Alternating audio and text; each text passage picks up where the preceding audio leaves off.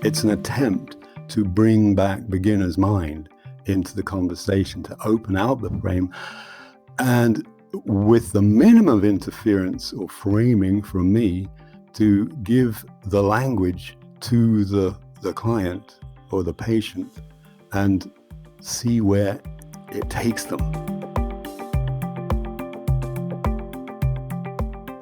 I'm Michael Max, and this is Geological. I was talking with a friend the other day who was telling me about someone that I might like to have on the podcast. The person that he was recommending had chops, there was no doubt about it. But what interested me more, and the reason why I'm in the process of reaching out to this guy, it's not because of his skills and knowledge. It's because of how he got those skills and knowledge. It's because the guy has a backstory. Our world seems to love degrees, certificates, and bits of proof that you've got something of value. It's one way to decide if someone has the goods, but I've always been more drawn to who is the person that has grown into doing what it is that they do. How is it that they have acquired what they've acquired? And more importantly, how they are engaged in this moment of crafting, curating, and creating their work.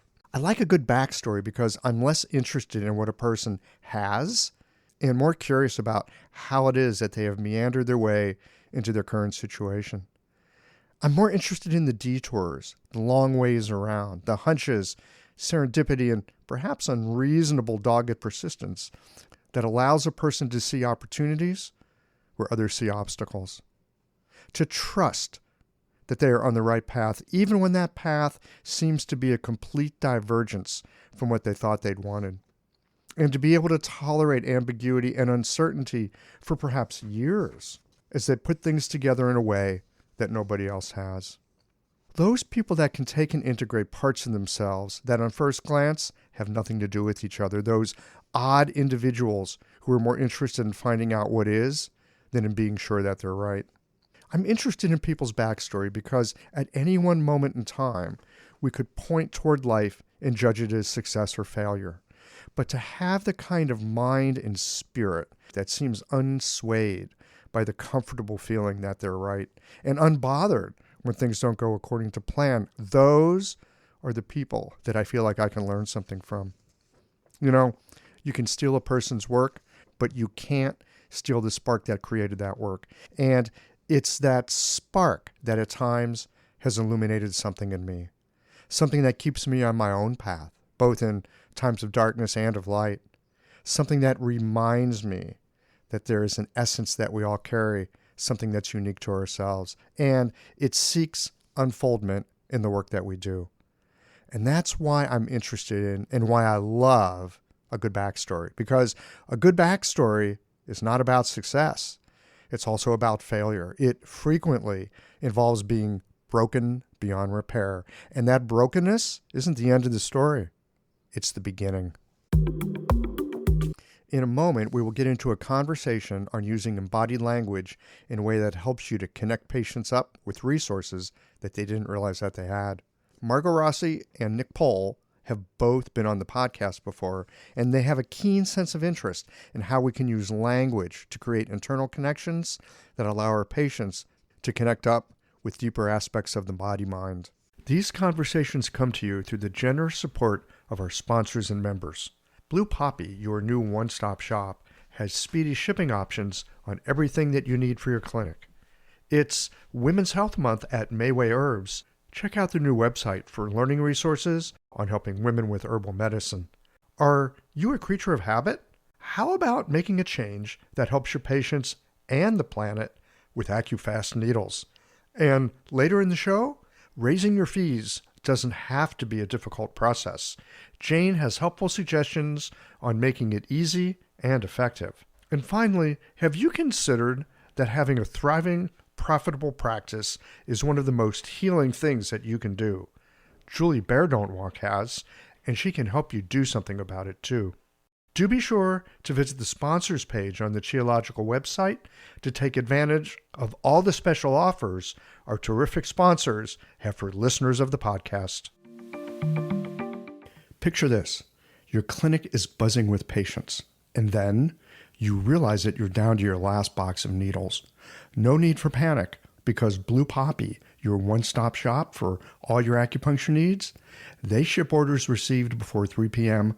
on the same day. With a quick visit to Blue Poppy's website, you can order premium needles, herbal formulas, and that special Dr. Bob's oil that your patients love. Blue Poppy understands practitioners can't keep patients waiting. That's why they strive to get you what you need when you need it. From high-quality Chinese herbs and formulations to acupuncture supplies and clinical essentials, Blue Poppy has served practitioners for nearly 40 years with products that meet the highest of standards. Discover everything Blue Poppy has to offer by visiting www.bluepoppy.com, and don't forget to subscribe to their mailing list for exclusive offers and more. Hi folks, I'm Yvonne Lyle, president of Mayway Herbs. May is Women's Health Month, and as a women-owned and women-run business, we especially love how Chinese medicine can support wellness through every stage of a woman's life. So in this month's newsletter and podcast, we're covering topics like PMS, pregnancy, menopause, and osteoporosis. We'll share expert insights and effective treatment strategies you can put to good use in your clinic. Our Plumflower brand line includes herbal tea pills, tablets, extract granules, and organic herbs, all of which you can find on Mayway.com, and where you can also find articles, videos, and other resources to support your practice. Since 1969, Mayway has been a trusted source for high-quality herbal products. In these challenging times, please know that we remain committed to keeping our products accessible and affordable so you can take care of yourself and your patients. As always, thank you for supporting Real Chinese Medicine. Daily habits and routines feel comforting, familiar, easy, automatic. That's the power of repetition. You've worked out the kinks and can do it with your eyes closed. But what if you shook things up? What if you ditched the old routine and tried something new? Hi, I'm John Sten. I've practiced acupuncture for over 30 years, and together with my wife Kelly, we created the world's first eco-friendly acupuncture needle. The AcuFast earth-friendly needle system cuts your packaging waste by 60 to 90%, depending upon your needle type, speeds up your needling, gives you more control, and best of all, while you're healing patients, we plant a tree for every 2 boxes your clinic uses. Thousands of acupuncturists have already made the switch. In just the last year, they've helped plant over 16,000 trees. Since we started, that number has grown to over 50,000. So break the routine. Be the change. Visit acufastneedles.com. Your patients and the planet will thank you. Often enough, healing has little to do with, air quotes here, doing, and a lot more to do with revealing. Okay, for this conversation in particular, I recommend a quiet, comfortable place to sit down and have a cup of your favorite tea as we explore the profound influence of language and presence.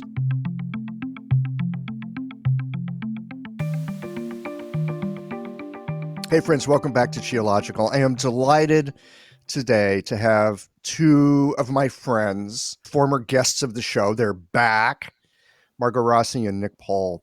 These 2 folks I love talking to because they're wonderful practitioners and they have this keen sense of using presence and of using language. And we're here in the midst of COVID-19 where we can't really put our hands on people. What do we have that can be helpful? We have our presence and we have language and how we use our language and how we can help people to be more present with themselves. And these 2 have gone deep into this in their work. They're actually doing some work together with this, and we'll tell you more about that later. But today, welcome again, Margot and Nick, as we engage in a conversation about the power of language, connection, and presence. Welcome back to Qiological. Thank you, Michael. Thank you. It's good to be here. Yeah, it's always fun. So I want to begin because I also think language is really important. It's one of the reasons that I love talking to you guys so much. It seems to me that in any discussion, the person who frames the discussion with their language controls that discussion and makes possible what can arise in that discussion or not arise in that discussion, because the frame sets the context. And I know that I've seen this with my patients, especially as they like frame their own experience. And when they do that, there are certain resources that they have access to. And then there's all kinds of other resources, parts of themselves that they don't have access to. And what I've noticed as a practitioner is that sometimes I can see parts of them, or I could hear parts of them, or I can be present to parts of them that they have literally framed out of their experience. And I'd love to get you guys' take on that and how you work with that. So thank you for that, Michael. You were speaking about who frames the discussion can have an influence about how we access our resources, and how sometimes when you're in clinic, you notice that sometimes patients, you can see parts of themselves that they can't see, that they don't yet have access to, and how you're aware that the conversation and the language can impact that. Did I get that right? Yes, very much so. And what's most notable to me is how they somehow can't see or don't have access. And I get curious about now, how is it that I can see it? But of course, I mean, this is kind of human beings, right? We have anything that's in our shadow. Of course, we can't see it. It's available to everyone else. Often it's screaming quite loudly. Yeah, so it's notable that you can see it, but they can't see it. Mm-hmm. What would it be like if they could see it? Well, I've seen what happens when they do. On occasion, I will reflect it back to them, or I will rename it or reframe it. I always like to be a little careful with that word reframe because reframing can also be a very manipulative thing, where you reframe something because you want to manipulate the situation and get something from someone, right? Salespeople do it all the time. So I like being careful with that term reframe. It's a very powerful thing to do. But you got to make sure that you're using it for good. I'm not trying to talk my patients into anything, but I would like them to have access to parts of them that I think would be helpful to them. And on occasion, I can reflect it back to them, or I'll rename it. Instead of that bothersome thing you have, I'll go, oh, wait a minute. That sounds like your superpower. So if I can answer this, Michael, you started by talking about the person who frames the language, and you just framed it by asking that question. And to tell you the truth, I'm trying to rearrange my mental furniture a bit because you framed things in a certain way. And I'm trying to think, where would I come in from where I think about language to actually answer that? The person who frames the language, absolutely. And of course, as health professionals or authority figures of any kind, we are kind of supposed to be framing the language, framing the space, framing the expectations. And it brings me back to that quote from, Shunryu Suzuki, the Zen master who came over from Japan in the late 50s and with his students wrote this amazing bestseller called Zen Mind, Beginner's Mind. And the famous quote that in the beginner's mind, there are many possibilities. In the expert's mind, there are few. And that framing is a deliberate sort of narrowing down of possibilities, I guess. That's why the kind of language that I like to use with the people who come to see me is the opposite. It's an attempt to bring back beginner's mind into the conversation, to open out the frame, and with the minimum of interference or framing from me, to give the language to the client or the patient and see where it takes them. Allow them to hear what they're saying. Allow them, it's almost like a mime artist beginning to feel the edges of the frame that they're in, because these edges are so invisible most of the time to us as we go through our daily lives and cope with pain and cope with everything that's coming at us. We ignore these invisible frames around us and around our way of thinking. As soon as you get into that and find out what are the metaphors that are running this person's way of thinking about their health and their life, then things begin to happen, and there are many possibilities. Yes. You just said something that totally landed with me, because I've seen this happen again and again in my clinic, and I know when it happens because I can feel it. It will ring me like a bell. Allow them to hear what they are saying. There are these moments where something happens in the conversation. I know that you've got some skill with this, and you've given a lot of thought to it. I mean, you've got a fantastic book about it. I've kind of stumbled into this stuff just because I've practiced long enough to have enough failure that I realize often the stuff that's in my mind isn't helpful. And if I can find out what's in my patient's mind and just sit with them long enough, eventually they'll tell me what they need. But it seems to take a long time before we get to that place where they can hear what they're saying. So, can you help me out here with some ways of being able to facilitate this process a bit? Because I really do feel like I'm kind of wandering around in the woods, and on occasion I go, "Ooh, look, pretty flower, that worked." How'd that happen? That I think is a skill that Margot possesses in bucket loads. And since we kind of met through your geological podcast, and we've been having some sessions to, online exploring this. And Margot, I'm really curious about, I was really surprised, for example, when Margot told me that for the first session that she sees a patient, she doesn't do any needles at all. So Margot, what's your secret? Well, thank you, Nick. I want to come back to something Michael said because I thought it was really beautiful. You started by asking the question, you notice that you're aware of things that your patient might not be aware of, and you would like them to have access to those internal resources that you see are there, their superpower. You see their superpower, and you would like to figure out how to help them access that superpower too. In a friendly way. In a friendly way. Yeah, absolutely. Sometimes they're enemies. Sometimes my patients think their superpower is the enemy. Yes. So kind of presenting an opportunity to invite them into investigating that in a way that feels safe and secure and maybe even a little playful. To me, that's the key, to allow them those moments that they can really hear themselves. And so what I do in my first session is I mostly just follow the principle of I'm here to create a space.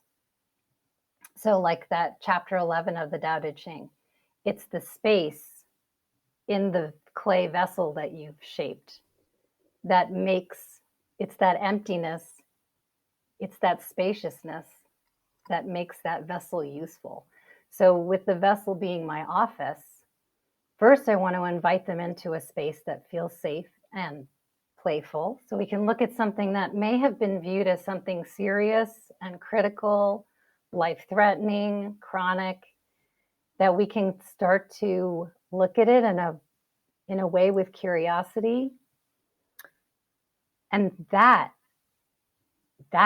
is, to me, is the medicine.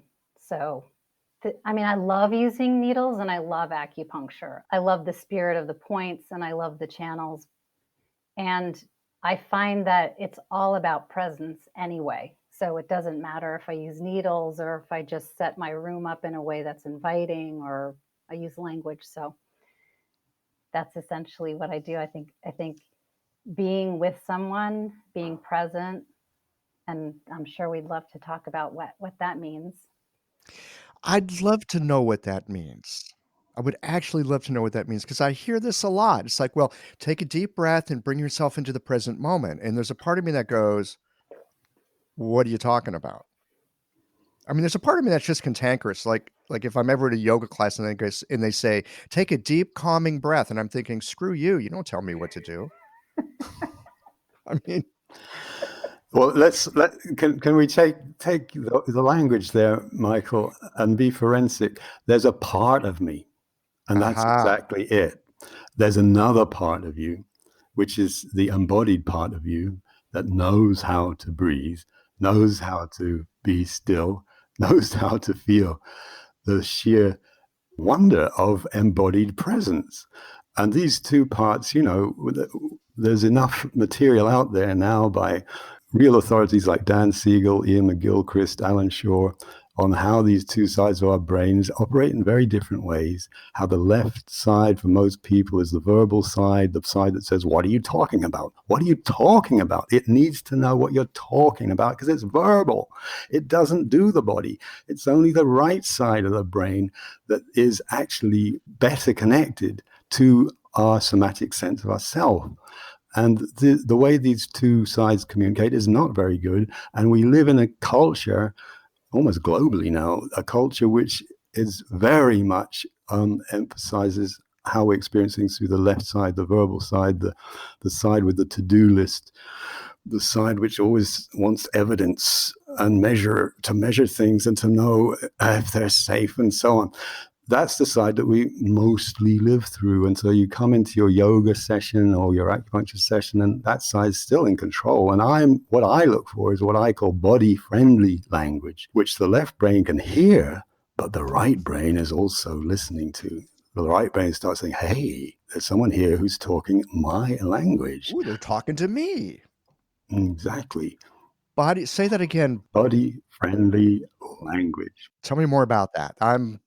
You've got my body right brain side interested.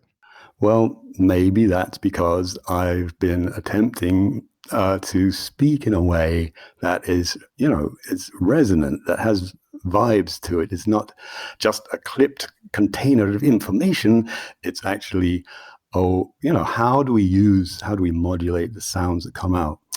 And I guess the most important thing about body-friendly language, it kind of takes us back to this beautiful quote about the beginner's mind. When are we really beginners? We're really beginners when we pop right out into the world. Just, in our earliest weeks, we have no words. And people are talking words, but we don't understand what the hell they mean. What we're listening to is the sounds, the resonances, the emotional qualities, the relational qualities of these words, the sounds around us, how our mother's voice sounds, how our father's voice sounds, whatever. This is what we're listening to. And this is where we begin with sound and with language, the relational, emotional qualities of it. And when you can step back from all of your theories and all of your expertise, which are all very useful, and step back and just listen to the sound of your own voice. And as we are always trained to do in Chinese medicine, the sound of our patients' voices. What's in there? There it is. It's in the 5 elements. We have a clue that different sounds have different meanings, different parts. I love the way that you used parts a moment ago. It kind of settled me down on the inside. Oh, my left brain goes, oh, you saw me. Thank you. Because I love my evidence-based medicine. So thank you, Nick, for seeing me. And then the other side goes, that noisy dude doesn't let me speak too much, but Nick just heard me. Yeah, exactly. Mm-hmm. And that's what I love to do. When somebody comes in and I start listening, I'm listening to both sides. And just having somebody doing that makes a difference already. So when you say that you listen to both sides, it makes me think, ooh, this guy is kind of bilingual. I mean, he might be using English, but he's speaking to 2 different parts of the brain, 2 different parts of the nervous system. I mean, we have all these different parts on the inside. But let's just for the moment say there's right side, left side. There's body and mind, 2 sides of a continuum. It sounds like you have some ways of knowing when you're speaking to which side. Again, I come back to bilingual, knowing to use which language at which time. Well, that's just your intuitive skills as a practitioner there, Michael. You're tuning into something which I'd forgotten, but now you say it, it comes right back to me. It makes perfect sense. When I was born, there were 2 different accents. My mother was American. My dad was English. So you can imagine this little baby brain already trying to think, wait a minute, these people sound different. I grew up mainly in the UK, so you can hear I've got a pretty good British accent. But that sort of bilinguality is there's a lot of very interesting research about kids who grow up with parents of two languages and so on. It creates an openness, I guess. I do ask myself sometimes, why am I such a nerd? Why am I such a geek about language? Why does it matter to me so much? And, especially when I'm training people to do it, and it doesn't seem to matter so much to them. But this thing about, if we're working with the body, if we're working with energy, if we're working with chi, the language is all chi. Our thoughts are chi, and our breath is chi. And the words come out on our breath, and they come from the lungs and the heart and the throat. It's so embodied. It's so embodied. That's where I'm always coming from. It's interesting talking to you two, because what we're talking about in the way that we talk about it, it very quickly shifts from that very verbal left brain to this kind of embodied sense. The embodied sense is interesting, and it's like, this is why we have poetry, and this is why we have amazing stories, and this is why we have music, because there are so many experiences in life you can't quite grab them with words. And in the healing work that we do, there's a lot that you can't quite grab with words, and yet there also is quite a bit that you can, and especially as we're here where we can't really put our hands on people, this really is a channel that we can use in a big way. I'd like to shift this just a bit and talk about language. I'd like to get your thoughts on this. When dealing with very somaticized issues. So it's one thing to come in because you're anxious and work with language that way. But I think it's another thing when someone has terrible back pain, they're locked down, they're 83 years old, they can't go see their physical therapist, they can't see their acupuncturist, they can get a telemedicine consultation with a doc who might recommend pain meds. I'm wondering how we might be able to help them. Well, I feel squarely positioned to answer that question. And that's because I am the program director. Well, currently I'm the host. But a couple of years ago, I helped develop a program on helping folks learn self-care skills to deal with chronic pain and stress.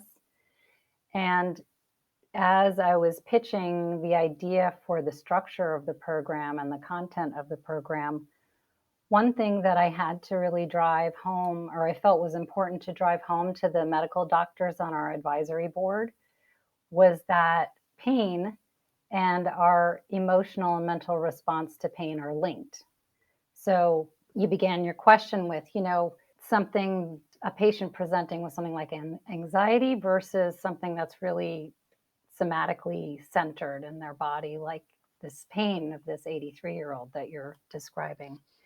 And I would say they're the same. The two are linked. They're, it's like a mind and body, the yin and yang, it's the same thing. So either way, even if it's anxiety, you can still use language through your 10 questions, through your body language, through your presence.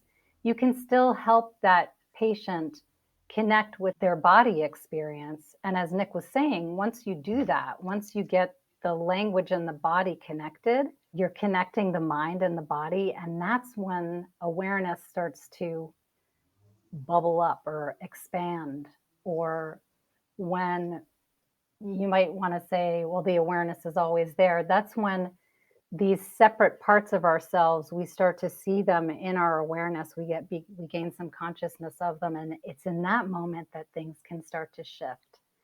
It's in that moment that things can start to be investigated with curiosity and understood in new ways. And that starts to undo the knot of whether it's the physical pain or whether it's the anxiety. That can be such an effective treatment. So I would just say it doesn't really matter where the pain or the suffering is, if it's located in the body or if it's located in the mind. The skill of using language and presence to help people begin to have a relationship with that is so juicy and powerful. And, Michael, as you said, when you see people accessing those internal resources, there's a big shift in the room. I mean, you can feel it as a practitioner. You feel it land, you see it land in them. And to me, in a way, the rest is just candy. That was it right there. And that can happen within 2 minutes of talking to somebody.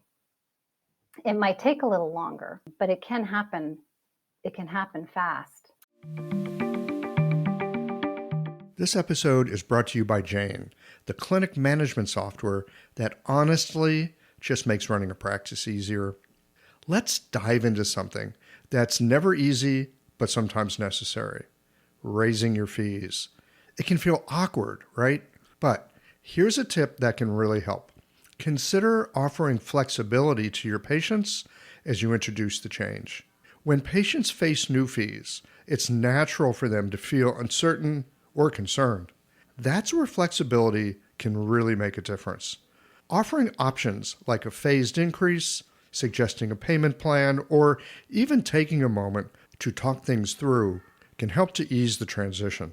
These thoughtful gestures show your patients that you're listening and care about them, which strengthens the trust you've worked so hard to build. If you're looking for more ideas on how to navigate these kinds of changes, head to frontdesk.jane.app and check out the article, How to Tell Clients You're Raising Your Fees. One last thing, if you're ready to give Jane a try, you can use the code CHIOLOGICAL for a 1-month grace period on your new Jane account. I want to be a little bit of a devil's advocate here. Just call me Lucifer. One of the things that I know that I run into, and I think a lot of people run into, is some kind of resistance. And let me speak a little more as to what I mean by that. Many people come to us, or at least they come to me, because they got this thing and they want to get rid of it. It's like they don't want to explore it. They don't want to understand it. They're not trying to get friendly with it. They're not curious. They just want to get rid of the damn thing. And a lot of folks, you know, in our modern medicine is all built around, yeah, we're going to help you get rid of this thing, ideally without you participating too much. We're going to do it for you. But what I hear you talking about is the exact polar opposite. We're not going to get rid of it. We're actually going to go deeper into it. And it's just like, you know, in the ocean, you could be in this like horrible storm. You got 40-foot waves, you know, like ocean tankers are like, you know, ready to capsize, giant storm.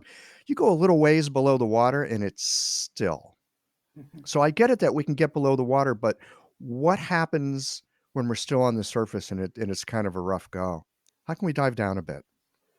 Well, yesterday I've been taking Nick's advanced course in clean language, and in yesterday's class we played with role playing a very resistant body mind for a patient or a client. And it was fascinating to hear the response of my fellow students and Nick. So there you go, Nick, take it away.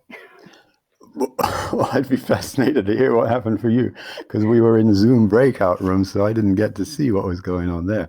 But I had the fantastic opportunity to role play a difficult client and to do exactly what you just said, Michael, to allow myself not to be a nice, mindful practitioner kind of person, but just to really give a bit of stick to the person who was playing the practitioner role. And just sometimes I could, as he asked these clean language questions, I got a glimpse of something different, of some new possibility.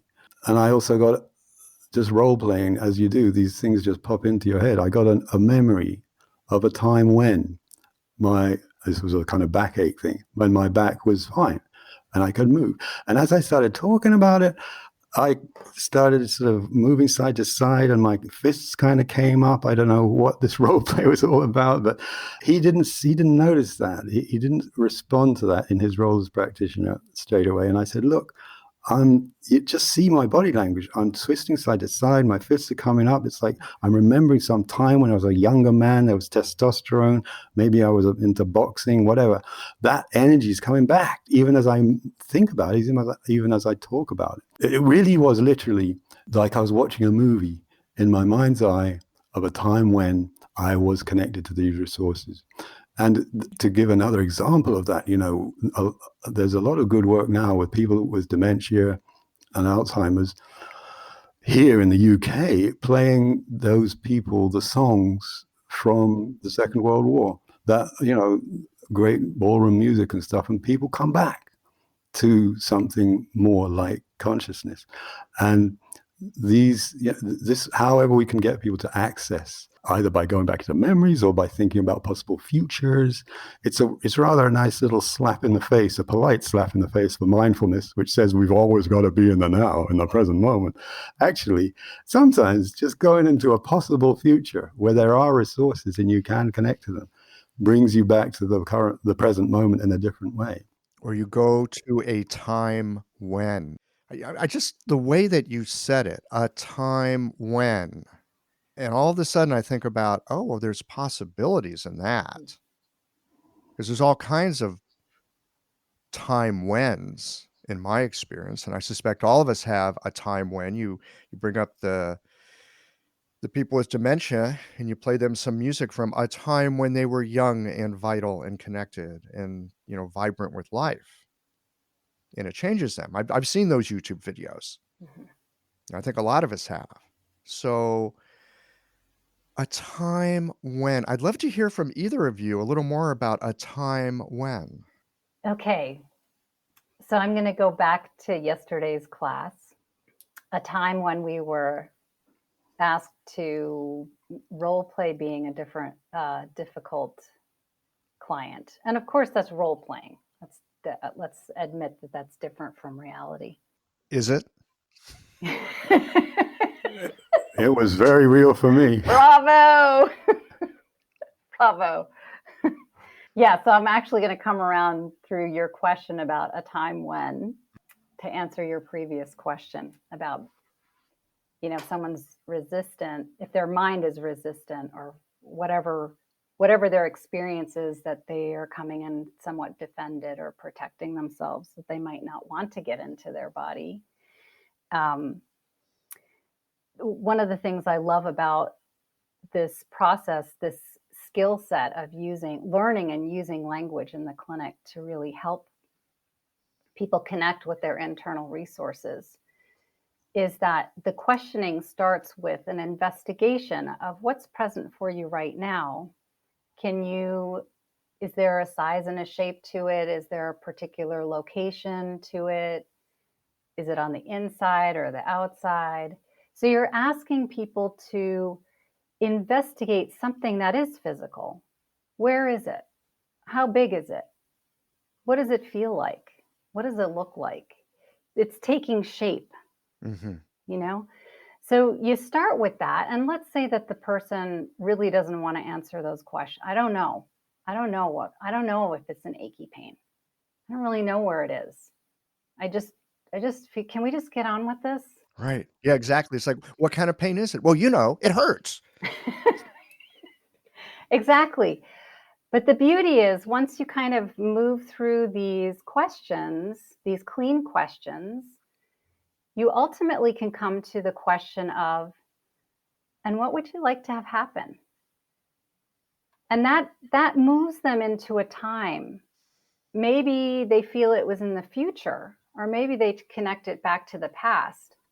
What would I like to have happen? I would love to be able to play with my kids again, the way I used to, on the floor, and it was so much fun. Or what would I like to have happen? Oh, I've always imagined what the icebergs look like in Antarctica, and boy, would I love to be able to get on a ship and sail there and actually see that for myself. So you're getting down into the meaning of what is important to them. Yeah. And then the possibilities open up again. Mm-hmm. They've been kind of in a cage of their discomfort, whether it's mental, emotional, physical, spiritual. And now they're being invited to, open up my vision again. And the how you do that and when is that going to happen, it doesn't matter. It's just that invitation. And what would you like to have happen? Yeah, I've got a friend who works with people doing different kinds of consulting and change work. And she likes to say, and oh man, I get reminded of this all the time. The how is not important. Mhm. You'll figure the how out if you know what the what is.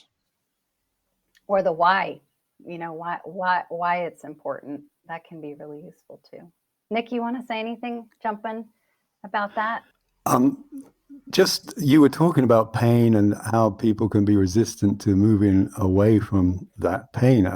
I think it's worth remembering that this whole vast wave of awareness now about mindfulness began with John Kabat-Zinn in Massachusetts, in a hospital there, working with patients with chronic pain whose pain was so bad that the medical people hadn't been able to do anything more with them. So the doctors were kind of happy to let them go to this weird guy who's going to run some kind of mindfulness thing.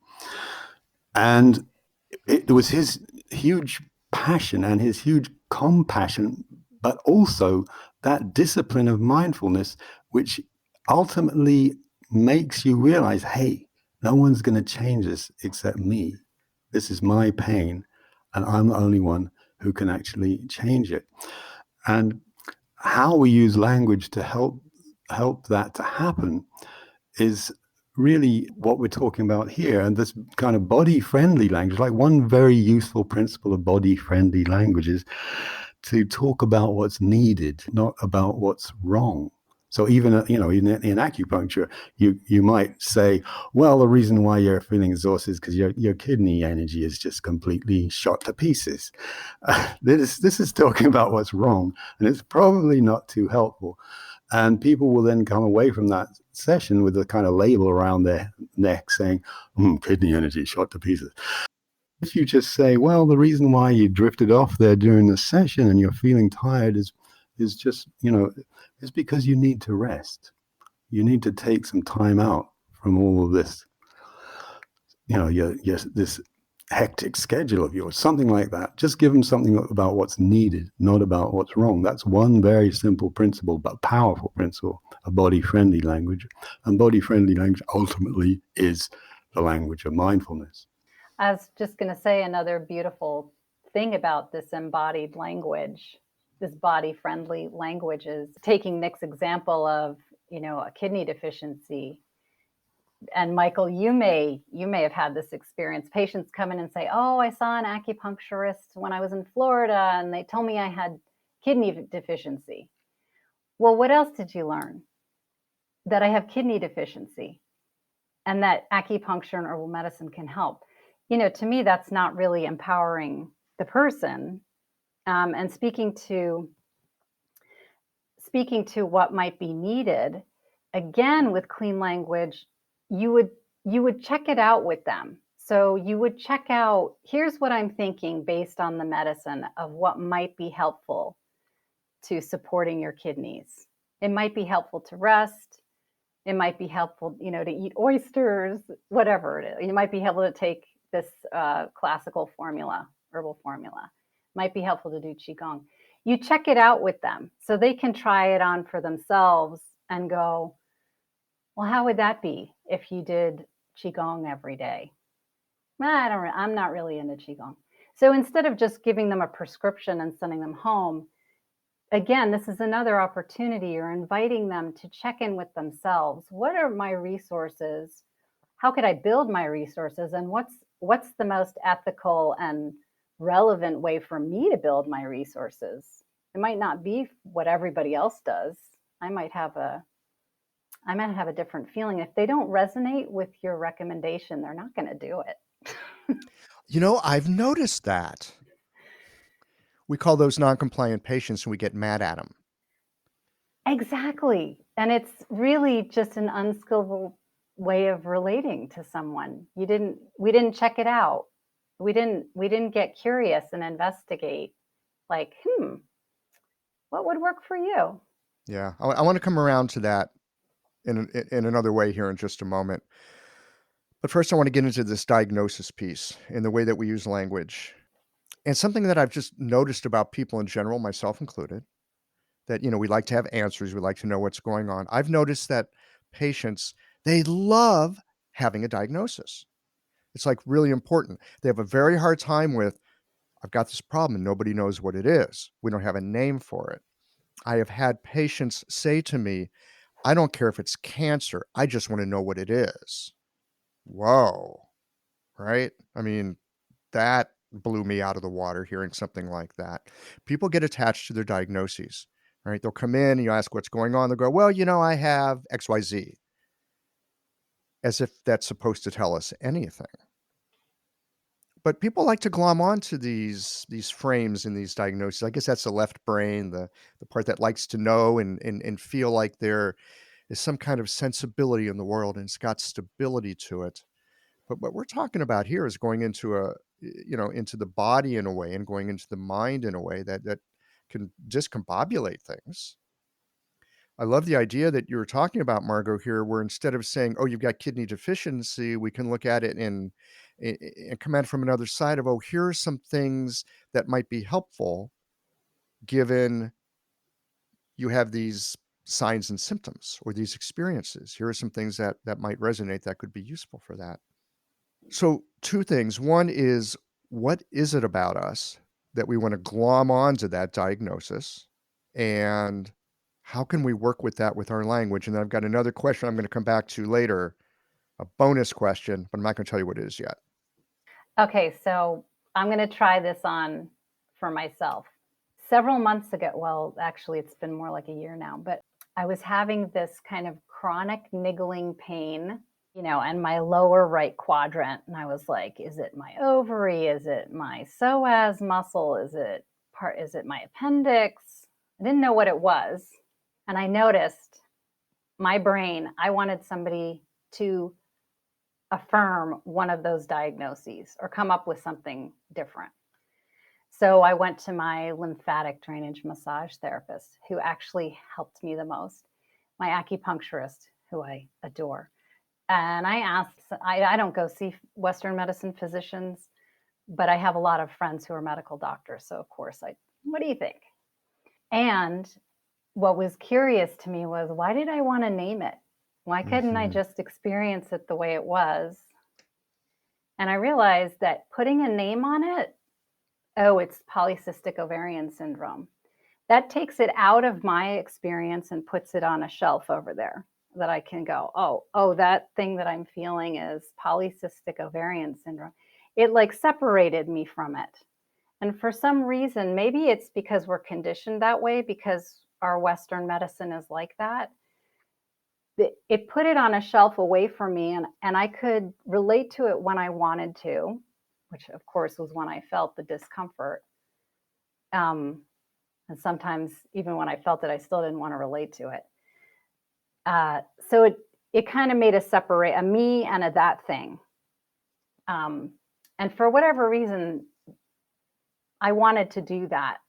What my massage therapist did with me was, she just kept bringing me into the experience. We don't know what that is. Let's just come back to the feeling. Is that okay with you to come back to the feeling? Do you feel safe enough to explore it? And over the months of doing that, we didn't do any really physical medicine for it. It was a process of just tuning into it and working through some questions. She had read Nick's book, so she was working with clean language with it. And it really helped. But I think it's partly conditioning, and I think there's something soothing about separating through a diagnosis. You can kind of call it that thing over there. It's not really me, it's that thing. I don't know. That's my theory.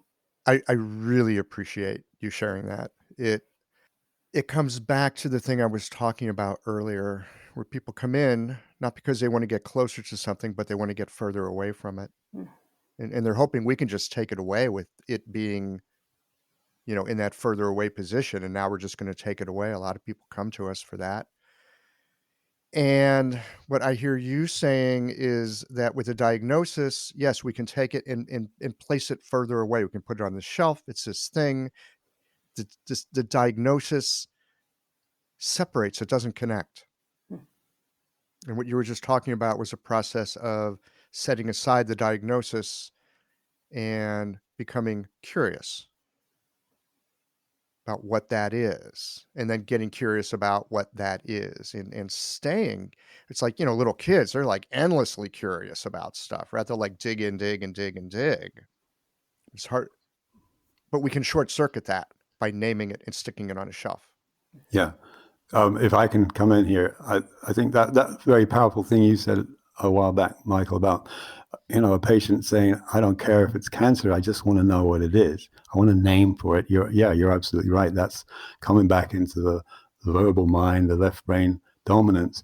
I want to make sense of this, even if it means my life only, is going to end soon.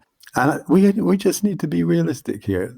To start off, for example, those people who went to John Kabat-Zinn's early experiments with mindfulness were only there because the pain was so bad that there was nothing else they could do. And this is a standard rule in all kinds of therapy, psychotherapy, as much as the kind of things that we do. A lot of the time, people only come when they've hit the rock bottom. There's nothing else they can do. They've got to try it. Which is fair enough. That's how life is. That's why we're in business. Yeah. And let's, I don't know about percentages, but that's how an awful lot of people think before they would even think about coming to see people like us. But once you've got the person there, and this is what I think Margot is so expert at, what happens in the resonance between them and you? As the practitioner, if the practitioner has a simple sense of confidence, of knowing, yes, I've seen this before, you might want to use reframing. You might want to use very directive, positive language at first. I know what's going wrong. We can tell you what the diagnosis is. These are the kind of things we're going to do, and you're going to feel a lot better once we've done them, even if it's taking steroids. Whatever it is, that's confidence. That's talking to the left brain. That's giving a to-do list. That's getting people happy to start with, getting them on board. Then, as you were saying, Michael, in your podcast recently about listening, the next thing is, where do we go from there? If a person's very cut off from their body, if they have almost no kinesthetic sense, and if all they say is, it just hurts, then you just have to start somewhere. And that's where the mindfulness comes in. A simple body scan is a good way to begin, directing someone's attention to their left big toe. Oh, I never thought about that before. But just going down there and gradually coming up through the knees and the hips and the belly and so on. This is a new way of paying attention to your body. It's a training, it's boot camp. For those kind of folks, it's a good thing to do. They might not want to do Qigong yet, but sooner or later, maybe they will. So this is a gradual slope. But the point I'm really making here comes back to what you were saying earlier, Michael, about presence. What is presence? Why do people keep talking about presence? It's kind of a buzzword these days. Sure is. Yeah. Presence. Exactly. It is. What are the qualities that we bring as a practitioner to the way that we are present with that person? Is there a confidence there? Is there a sort of wobbly feeling, oh God, I don't know if I can help this person? That presence radiates, that presence creates a space which begins to open little windows maybe in the other person's mind. And so that's pretty much how I would be thinking about this. You're not going to create miracles. Sometimes, of course, you will. Just doing shiatsu or doing acupuncture, you don't ask them what they want to have happen. You just put them down, put the needles in, and sometimes it's amazing, and they think you're a miracle worker. And if that's 30% of your bread and butter business, then great. But there's a next step. That's the thing. What is it that's happening in your everyday life that's causing this to come back again and again? Oh, but I cured you miraculously 3 months ago and you've come back. So that's the next level. Are people becoming interested in themselves, in their lifestyle, what their diet is, emotional situations, relationships? Are they interested in taking that next step? We just have to go step by step with this stuff. This raises a question for me as a practitioner. When we put the patient on the table and they get helped, and they walk out and they go, you're a miracle worker. You took my pain away. Question comes up for me is, who took whose pain away? What's actually happened here? Have I really done that? It seems to me that it's the patient who's doing the healing. I mean, we get to assist. And I think when we use skillful means, let me give you an example. I like to write, and I send a newsletter out from my clinic every now and then. And when I write, I just write. I just, blah, and I go and I kind of edit it. But I've got an editor who can go look at my work, and she tightens it up, and she doesn't leave a fingerprint. It's all my words. It's all my spirit. It's all me. She's just tightened it up. And I wonder about this in the people that we work. Are we doing it, or is the patient doing it, or are we doing it together? It's like, what's happening here? Ta-da! That's a profound question. That's the sound of the Mac booting up. Ta-da! Oh, I just blew your circuitry. No, you hit the nail on the head. Well, I just quickly say in a first response to that the left side of the brain does think about the body, and the way it thinks about the body is in a very mechanical way. It thinks of the body as a collection of mechanical parts which kind of fit together and can be taken out and fixed and so on. It's a perfect analogy for how like a surgeon has to think and so on. And that's really, I think, what's happening when somebody comes along with a pain and you take the pain away. Their left brain is what's engaged there. And it comes back to what I was just saying, that process might happen 2 or 3 times. Then the question is, when is their right brain willing to get engaged, willing to get interested in, what's going on in my body? Or it's not just a bicycle repairman here. It's what's going on in this organic presence, this organic self of me, not just the mechanics of me. That's the first way I'd come back to that. Yeah, I just wanted that's the attitude and the assumption I have with all my patients is they're doing everything. I'm just showing up to create the container, and my job is to just be present. And again, we can talk more about what that means to me and how one can cultivate that, because it certainly can be cultivated. And that all that's happening is what's already here. And we know that from physics, we know that from chemistry. There's no energy that's being created or destroyed. It's just how it's manifesting and where it's moving. And we can do little things to help move it and invite it and connect to it. But there's nothing new that we're creating there with our patient. It's all right there in the moment for us to tap into. And that's what gets me up in the morning, and why, my family would say I'm a complete workaholic. It's just because I love this. I love it. I just love it. It's great medicine. It engages you and it energizes you. Yeah. Yeah. Yeah, absolutely. I think, talking to Margot, if I was a patient coming to see you, Margot, I don't see how I could not be aware of the sense of possibility that you seem to convey. And that's the thing. In clean language, we have these questions about what would you like to have happen, questions which are a little challenging, questions which put it back to the patient.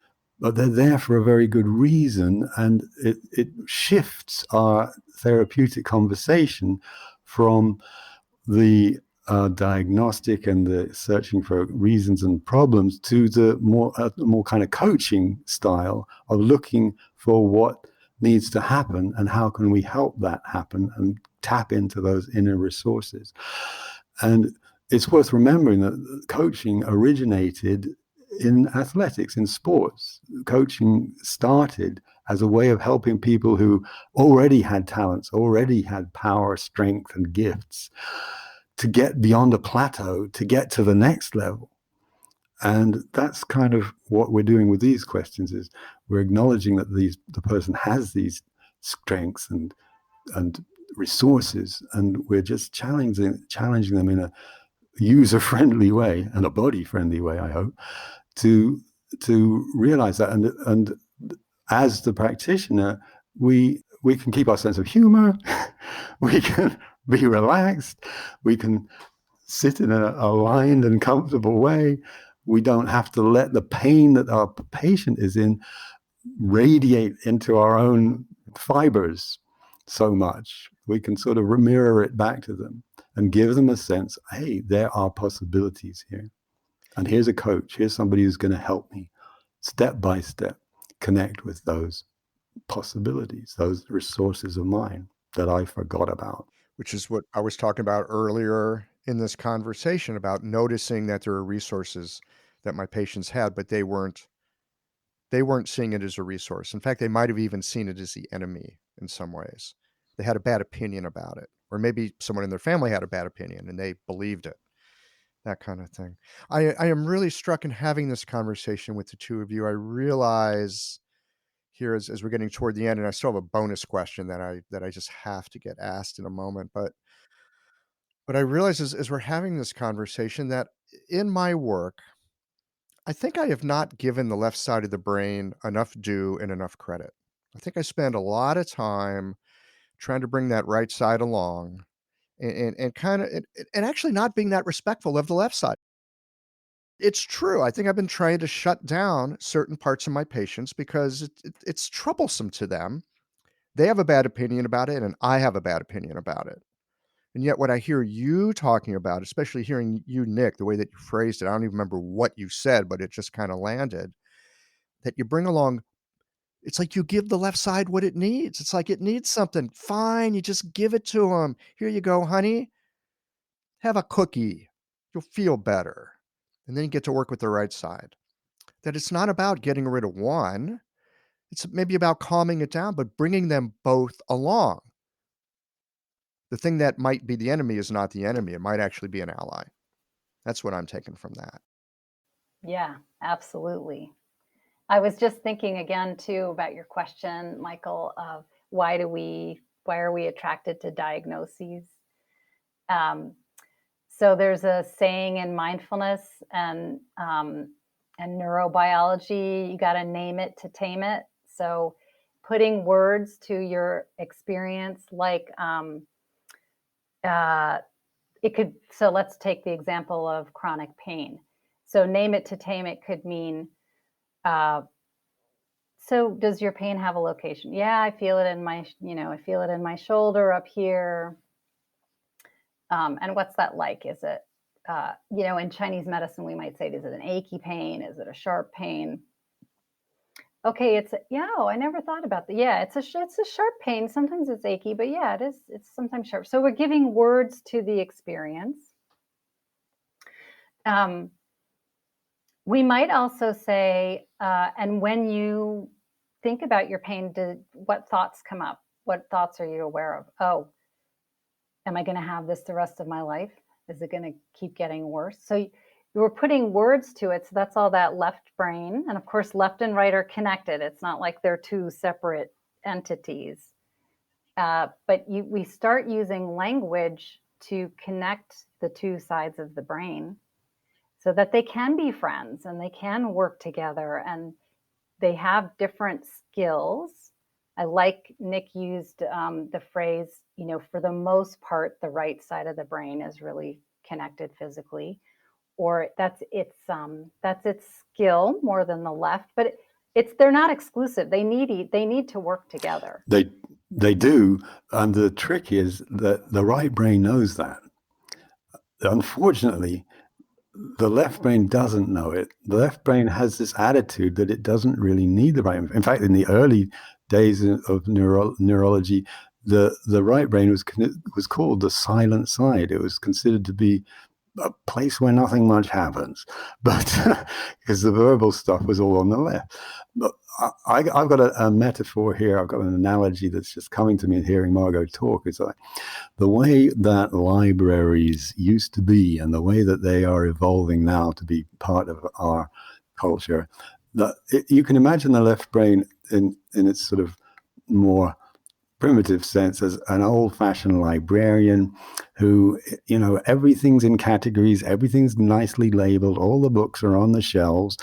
You bring something new in, and I don't know where that's going to fit here. I'm not sure about that. It's like that left brain capacity of not recognizing something new if it doesn't have a label or a name or a shelf number for it.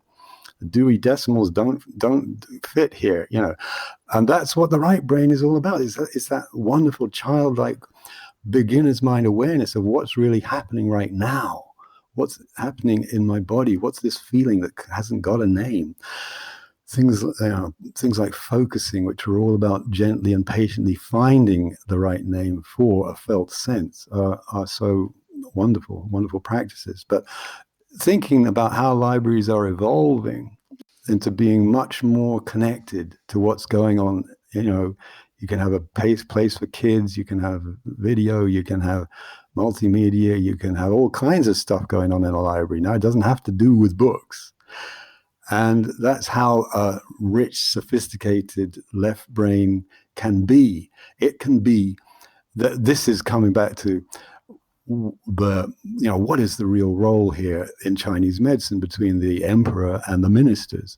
The left brain really should be like the kidneys, like an intelligent minister to the right brain, which is the part of the brain which is truly connected to the heart, to the place where the emperor sits. And the intelligent minister, the left brain, needs to be there as a really valuable servant to that much more open awareness of the heart energy. I think you were saying, Michael, that the character for listening, ting in Chinese, includes the bit about being a sovereign, the emperor. Yes, it's got the ears, the eyes, the heart, and the sovereigns. Exactly. Yeah. And that's the ideal relationship between left and right brain, and heart and body. Having a thriving, profitable practice is one of the most healing things you can do as a healthcare practitioner. Because a robust business is the ultimate expression of vital qi. And that's the heart of our medicine. I'm Julie Bairdontlock, and I help practitioners grow nourishing, profitable, authentic businesses that embody the generative cycle of Chinese medicine. This isn't about all yang all the time. It's about expanding your own internal capacity, growing collaborative relationships with your patients for ethical patient retention, and marketing as an extension of this medicine, not a necessary evil. You already know that everything is connected in your patients' lives and bodies. The same is true for your business. When we align your systems, your schedule, your pricing, and your offerings with you, we create flow, which means more spaciousness, more impact, and more joy. When you are in the flow, fully resourced in terms of chi, time, and money, your business becomes a source of healing, not just for your patients, but for you. Let's grow something rooted, radiant, and real. Visit lifeflowconsulting.com to learn more. Okay, that's beautiful and that's helpful. Thank you. We're going to need to wind this down in a few minutes, but this question's been nagging at me, so I need to ask it. Is this the bonus This is question? the bonus question. Here's the bonus question. I feel it in my bones. Feel it in your bones. So we're talking a lot about using our language skillfully and how to help people with it and being mindful about it. I have concerns about accidentally using my language in a way that's harmful, because any powerful, useful tool can do a lot of good, but we could inadvertently do some harm. As we wind this down for today, I'd like to get your thoughts on some things to be careful about in how we speak to people so that we don't inadvertently cause some problems. Good. I'm glad you're once again bringing me back to this question of the diagnosis, because I think that's one of the places that we can inadvertently do some unskillful work with our patients. So again, if we're talking about the importance of naming something to tame it, again, what level of insight are we getting from a diagnosis? what level of insight is our patient getting from our diagnosis? If you want to apply that name it to tame it, I think the best way to do it is that I've learned so far is through creating a good rapport with your patient. And again, those are skills that can be learned. And B, using these clean questions because they're very open-ended and they're formulated. Can I say that, Nick? That they're formulated in a way that doesn't lead the patient anywhere except into their own experience. You're not leading the witness. You're not putting words in their mouth. You're not imposing your agenda. You're just using these very open questions. And is there a location to that? And what is it like? I'm not telling them what it's like. I'm not offering suggestions about what it's like. I'm just asking them to come up with their own relationship and their own way of speaking about it. So I think yes, thank you for that question, because certainly even in the 10 questions, we can say things that aren't going to be helpful for our patients. We think we're asking a question, but we're also inputting a lot of information and beliefs and assumptions. And so that's why I really love and appreciate this model that Nick has brought to light, that you brought to us, Michael, through your podcast. I wouldn't have met Nick except through it. I wouldn't have known about his work. So thank you. It's super valuable work. I appreciate that. Thank you. I love what you said about using questions and inquiry to lead our patients into themselves, not to input our ideas, not to try to get them to do something, not because, we've got a Chinese medicine idea and they should do X, Y, Z, but to actually lead them to themselves, trusting that in there, they will have the answers that are right for them. And people like me that don't like to be told what to do, I would be much more amenable to that kind of thing than if you try to tell me, well, Michael Max, if you just take a deep breath every now and then, you wouldn't be so uptight. That kind of thing makes me uptight. Yeah, it's so powerful. And I can totally relate. I do not like being told what to do. And I think this is why I love this process so much, because it lets me soften that part of myself that's so reactive and rebellious. Well, I think most shiatsu acupuncture people are kind of natural rebels. That why would you choose such a wacky profession? But to come back to your bonus question there, Michael, I think it's true. At the end of a session, people want to ask, well, what did you find? They want some information. It's part of the package. Right. And I think that's absolutely fair enough. And if I go to see my acupuncturist, I want him to tell me something. And I always find that a very challenging time because, as you say, I don't want to say anything that's going to be unhelpful for them to take away. And I just try to go into some kind of creative space and use the 5 elements, because they have a poetry, they have the metaphorical quality to them that people, I find, always can relate to. So whatever my hands have been discovering as I've been working with shiatsu, first of all, I have to translate that into something that my head can make sense of. Then I have to translate it into something that makes sense to them. And there's a lot going on in that. But I find that using those beautiful, poetic, metaphorical qualities of the 5 elements, people can really relate to them. And after all of this stuff we're going through now, so many people are saying that this is going to bring us back to a sense of nature, bring us back to an awareness of the planet.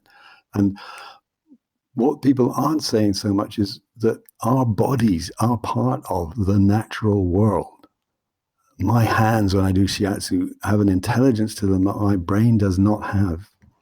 And the more we can come back to our own bodies and what our bodies are telling us about how we live on this planet, the more healthy we're going to be in ourselves and in how, more, as important, how we relate to each other in different new ways.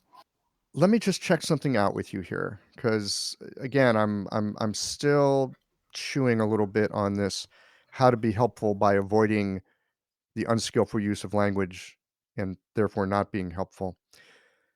And if I'm catching the drift of what you guys are talking about and the immense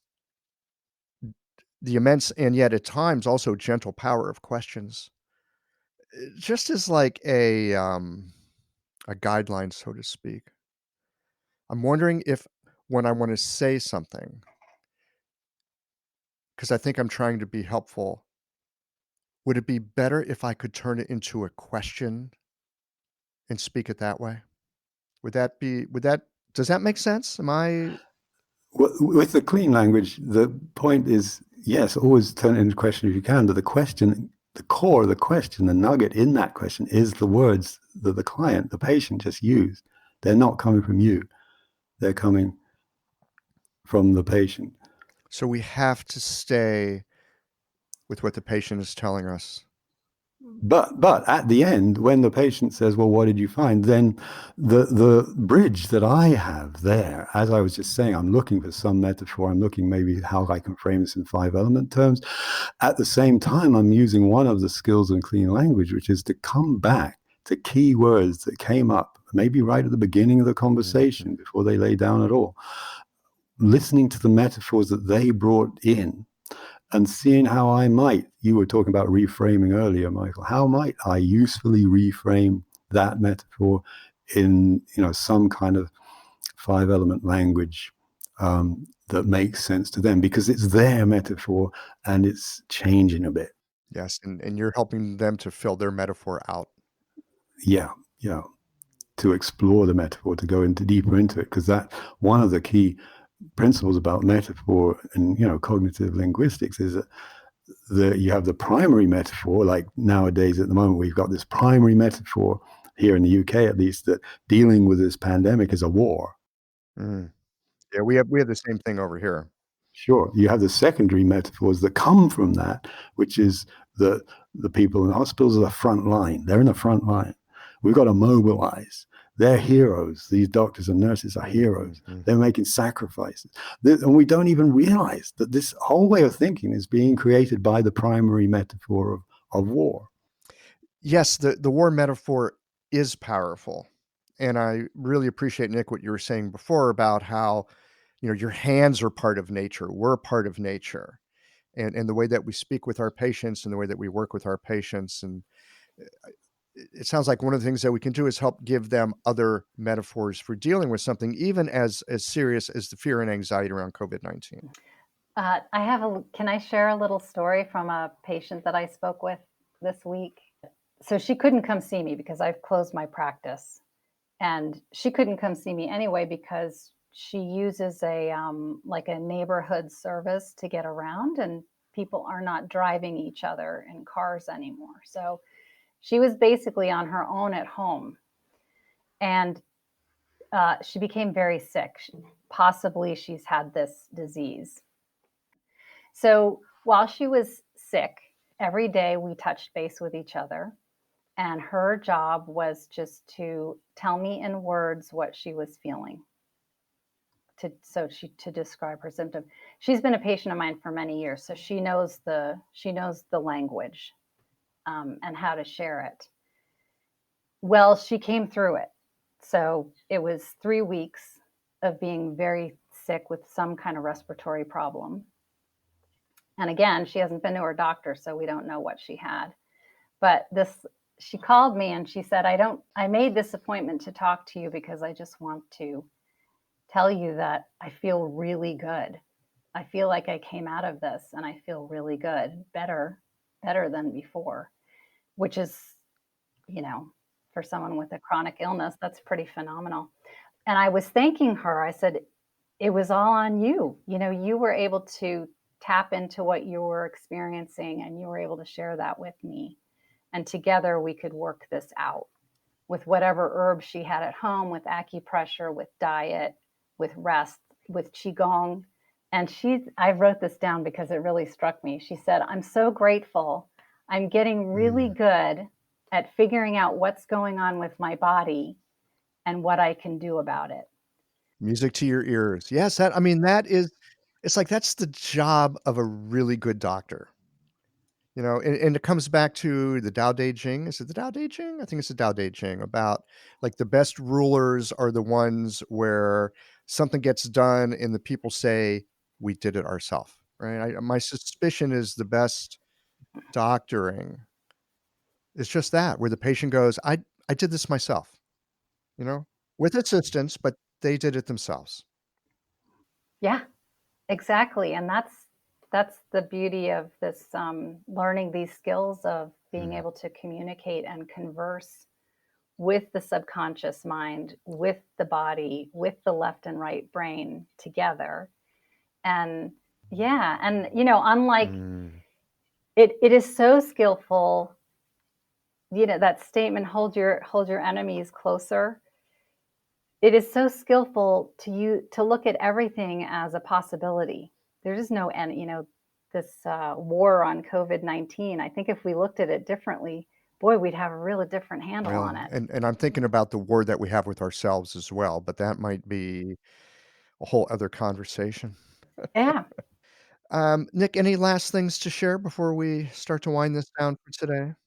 Just to pick up on what Margot was saying there, it's like, in acupuncture, we talk about patients. In shiatsu, we talk about clients, but we both talk about the other kind of patience. This is about having the patience to stay with what's going on and what's the right pace for this person who's coming to see you. And it isn't just a healing or a treatment, it's a training and a learning. And that person that Margot was just talking about, obviously, she's been seeing you for years. She's gradually learned and beginning to get that wonderful sense that she has more power, she has more control, and she has a better relationship with that whole enormous part of her, with the body-mind part, which is, after all, what we are mostly. So that's the thing, just the patience, having the patience to let the process happen at the rate which is right for this particular person. 2 patiences in the room. That's a good reminder. Or maybe 3. Maybe 3. Yeah. Well, great. Well, I always enjoy spending some time with the 2 of you, and I learned some really valuable things today, especially about bringing that left side of the brain along, not making it the enemy. Wow, I'm curious to see how that's going to unfold for me here in this next bit of time. But I want to speak just briefly too. I know that you 2 are doing work individually. Margot, you're in the midst of writing a book. Nick, you already have a book. If you want to know more about Nick's book, we did a podcast on that, and I'll put that up on the show notes page. Nick and Margot are also doing some work together, very much around what we've been talking about today, and there'll be some more information about that on Qiological here in the near future. So if you enjoyed and felt some sense of connection with what we were discussing today, we've got some opportunities for you to learn more about that. But in closing, Margot and Nick, could you just tell us where people can find you online if they want to get in touch? And they can find me online at nickpole.com, nickpole.com. Well, we're equally not terribly creative. I'm at Margot, Margot, Rossi, ROSSI.com. I think we need to come up with some metaphor for. Do you have a metaphor, Nick, for your practice? Mine is Cloudgate. No, I don't have a metaphor. What? Nick without a metaphor? How could that be? Caught me with my metaphors down. Words that touch. That's a good metaphor too, which is the name of your book. Your name is a metaphor anyway, actually, if you think about it. Yeah, that's true. All names are metaphors in some way. Yeah. All right. Again, material for another show. Well, thank you so much. And I'll make sure that all that information is on the show notes page if people would like to get in touch with you. I look forward to our next conversation. Me too. Thank you. Great to see you both. Thanks, Michael. Thank you.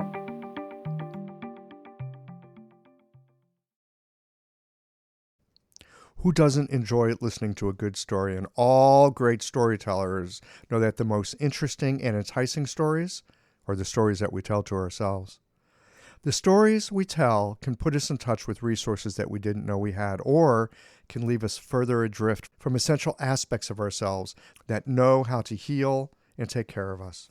So I appreciate the perspective of these two practitioners and look forward to learning more from them. Hey, it's the middle of May as this podcast goes out, and that means we're coming up to the 3rd anniversary of Qiological. Oh yeah, you never know what might happen when you decide to follow a little bit of a hunch. We have a little tradition here of bringing on a listener of the podcast for the anniversary show. So if you'd like to join me for this special podcast episode, send me an email or a postcard or a drawing, sing a song, or hit the record button on your computer and simply talk to me. I would love to have one of you join me. Well, here we are at the end of this episode. If you've listened up to this point, you're either a rabid fan of Qiological or the forward button on your podcast player stopped working. If you are indeed a fan of the podcast, you can help us to bring new episodes to our community of practitioners by supporting us with a membership or a one-time contribution. Details, of course, are on the website. That's it for today, friends. Join us again next Tuesday for another thoughtful episode of Qiological.